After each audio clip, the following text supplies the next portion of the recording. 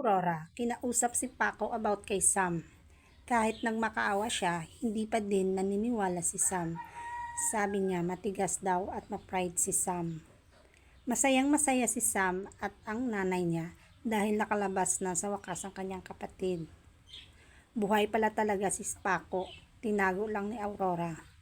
Nalungkot si Sophia dahil pinagalitan siya ng tatay niya.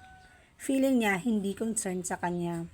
Kaya inamo at dinalan siya ni Galban ng breakfast. Ipapakilala na siya ni Galban na anak sa kanyang 18th birthday. Si Vivian naman sinusolsolan si Rebecca na si Sam daw yung nagprima para makalabas ang kapatid ni Sam.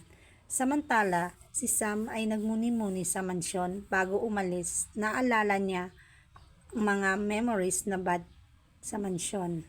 Nagpaalam siya kay Aurora. Samantala, si Rebecca nag-iisip ng justice kay Kuya Jericho. Ano kayang gagawin ni Rebecca? Death can save Kuya Jericho. Yun ang kanyang palaging sinasabi. Habang nakatalikod si Sam, ay papaluin siya ni Rebecca. Si Aurora naman, ayaw niyang magpaalam kay Sam. Dahil ginawa niya na ang lahat. Aalis pa din si Sam.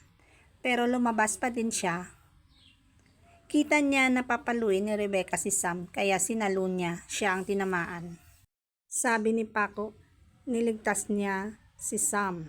Sagot ni Aurora, ang apo ko ang aking niligtas at hindi si Sam.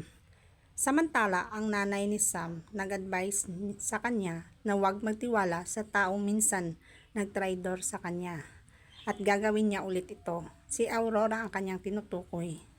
Samantala, si Jericho naman ay nahuli na ng NBI. Pero lumaban siya at naagaw niya ang baril nito at tinutok niya sa NBI. Ano kayang mangyayari? Mahuhuli ba siya o tatakas? Sino kaya talaga ang totoong killer at may motibo para patayin ang mga Palacios? Abangan bukas ang susunod na mangyayari. Salamat sa panonood. Hanggang sa muli.